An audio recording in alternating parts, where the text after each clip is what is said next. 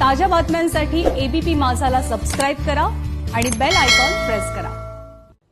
दरम्यान सध्या पंढरपुरात काय स्थिती आहे सांगतायत आमचे प्रतिनिधी आफताब शेख। सोलापूरहून पंढरपूरला जे जोडणारे तिन्ही महत्त्वाचे पूल आहेत ते त्या तिन्ही रस्त्यांवरती पाणी आल्या कारणाने वाहतूक जी ती पूर्णपणे खोळंबलेली आहे। लोकांना पंढरपूर शहरामध्ये प्रवेश करता येऊ शकत नाही किंवा पंढरपूरहून जर सोलापूरला जायचं असेल तर कोणताही इतर मार्ग नाही आहे। फक्त ही एक रेल्वेची पटरी आहे ज्यामध्ये लोक जीव धोक्यात घालून प्रवास करतायत। प्रशासनाने इशारा दिला आहे, टीव्हीला पण बातमी आहे, रेडिओला बातमी आहे। पंढरपूर प्रशासन काळजी घेते। पोलिसांनी सांगितलेलं आहे की तिन्ही पूल आता पाण्याखाली आहेत आणि पाणी वाढण्याची शक्यता आहे।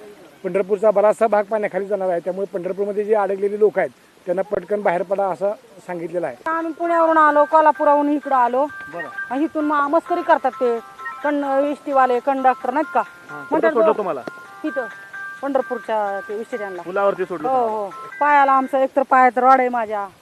असं बोलावं का त्या साहेबांनी, सांगा बरं। मग पण शिवे घातल्या बघा।